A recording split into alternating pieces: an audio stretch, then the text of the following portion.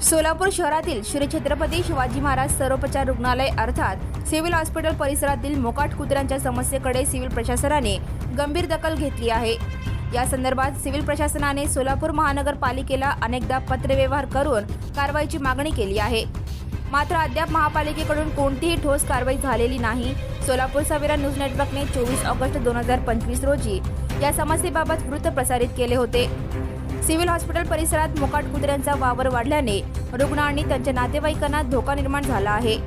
याबाबत सिव्हिल हॉस्पिटलचे अधिष्ठाता डॉक्टर ऋत्विक जयकर यांच्याशी संपर्क साधले असता त्यांनी सांगितले की या समस्येच्या निराकरणासाठी आम्ही महानगरपालिकेला वारंवार पत्र पाठविले आहेत, परंतु महापालिकेकडून अद्याप कोणतीही कारवाई झालेली नाही। वैद्यकीय अधीक्षक डॉक्टर एस तोडकर यांनी याबाबत अधिक माहिती देताना सांगितले की मोकाट कुत्र्यांमुळे हॉस्पिटल परिसरात अस्वच्छता आणि भीतीचे वातावरण निर्माण झाले आहे। यामुळे रुग्णांच्या सुरक्षिततेवर परिणाम होत आहे। सिव्हिल प्रशासन लवकरच महापालिका आयुक्तांची भेट घेऊन या समस्येवर चर्चा करणार आहे।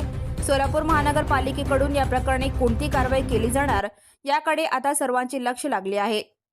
नमस्कार, मी डॉक्टर तोडकर, वैद्यकीय अधीक्षक छत्रपती शिवाजी महाराज सर्वोपचार रुग्णालय सोलापूर। सध्या आपल्याकडे जे कॅम्पसमध्ये जे मोकाट कुत्री आहेत त्यांच्या बंदोबस्तासाठी आपण महापालिकेसोबत नेहमी पत्रव्यवहार करत आहोत आणि पत्रव्यवहार याच्यापूर्वी पण केलेला आहे। आणि ते पत्रव्यवहार केल्यानंतर त्यांनी काय करतात, कुत्र्याचं निर्बीजीकरण करतात आणि परत ते इथं जाऊन सोडतात। तर यासाठी आमचा कंटिन्युअस त्यांचा कायमस्वरूपी बंदोबस्त होण्याकरिता आमचे प्रयत्न सुरू आहेत। आणि आम्ही डीन सर आणि मी आपले जे महापालिकेचे कमिशनर आहेत डॉक्टर सचिन ओंबाई साहेब त्यांनाही भेटणार आहोत आणि इथून पुढचं ते कुत्र्यांच्या मोकाट कुत्रे जे आहेत त्यांचा बंदोबस्त करण्यासाठी कायमस्वरूपी बंदोबस्त कसा करता येईल या संदर्भात आपले प्रयत्न सुरू आहेत। आणि पत्रव्यवहार यापूर्वी केलेला आहे आणि आपला अजूनही पत्रव्यवहार सुरू आहे, तर त्या पद्धतीने आपण कारवाई सुरू आहे।